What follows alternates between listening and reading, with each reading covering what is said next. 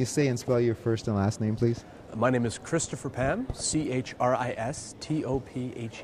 Pam, P-A-M. Hello, Christopher. What are your emotions and feelings at the show today? The show's been pretty good so far. This morning it started a little bit slowly, but as people began to wake up and the sessions began to start, we saw a decent turnout carried over from yesterday. What is your company's name, and why did you decide to participate in this event? I'm here representing iPerceptions, a Montreal-based voice of customer analytics company.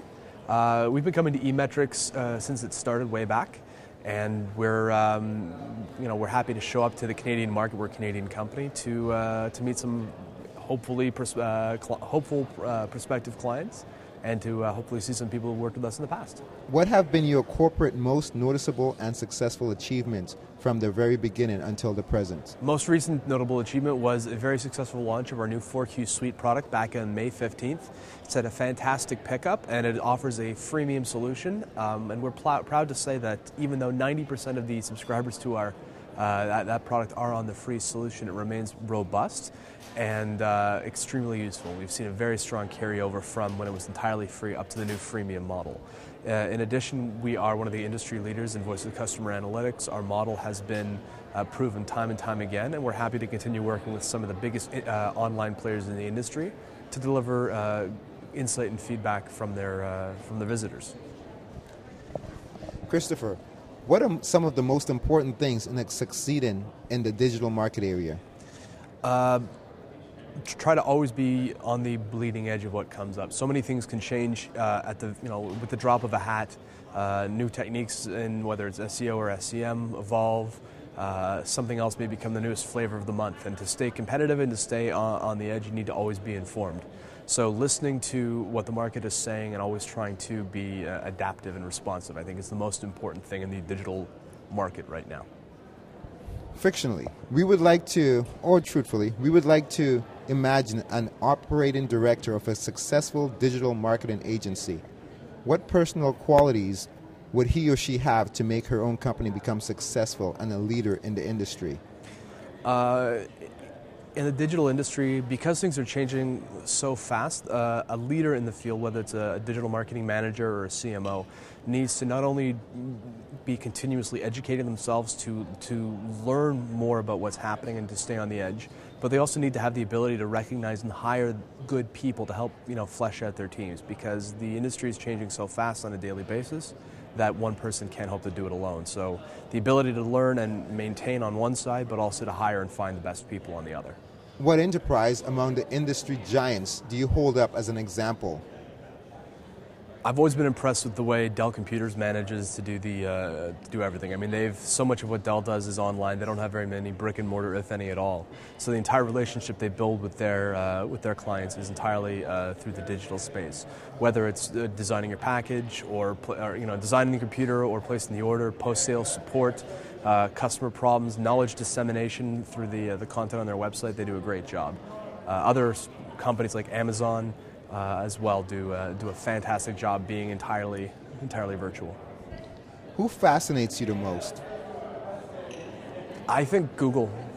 I think Google, for me, is one of the most fascinating companies out there because of their AdWords business and the revenue-generating products that they have. They're able to go open source on a lot of other things and just open product development up to meet market needs. I mean, the Google Goggles product they came out, prototype they came out with a little while ago. Someone walking around with internet-enabled glasses and interacting with the world around him was just, it's fantastic. And I think because of the paid products that Google has, like AdWords, they're able to come out and do these fantastic free solutions just for the betterment of the space. So I think Google is definitely a company to watch going forward. Excellent.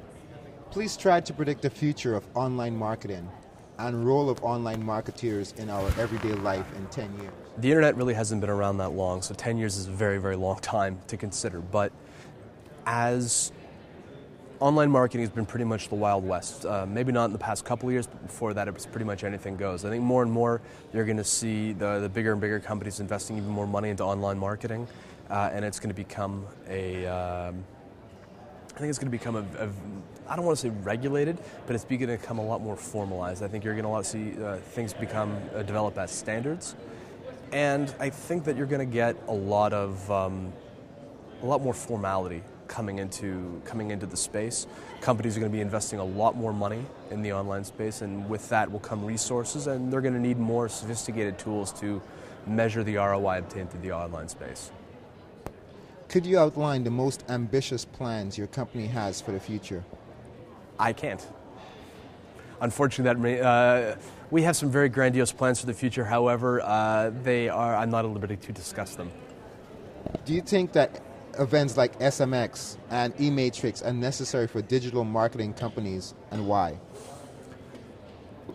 I think conferences and trade shows are a good way to sort of stay in touch with what's going on. You get to see some of the same old faces every year, but there's always a few new companies coming to the shows, and we get to see what their offering is and which way the industry is going. And from a conference standpoint, the speakers that come and the quality of the information that they're disseminating is always interesting for the attendees. So I think that just sort of keeping in touch with the market is essential, and with things changing so fast, what you may be learning about in one show will be passé and be learning something completely different in a show 6 months from now. So just in an effort to stay in touch with what's going on, I think these shows are quite valuable. Thank you, and I wish you great success. Thank you very much.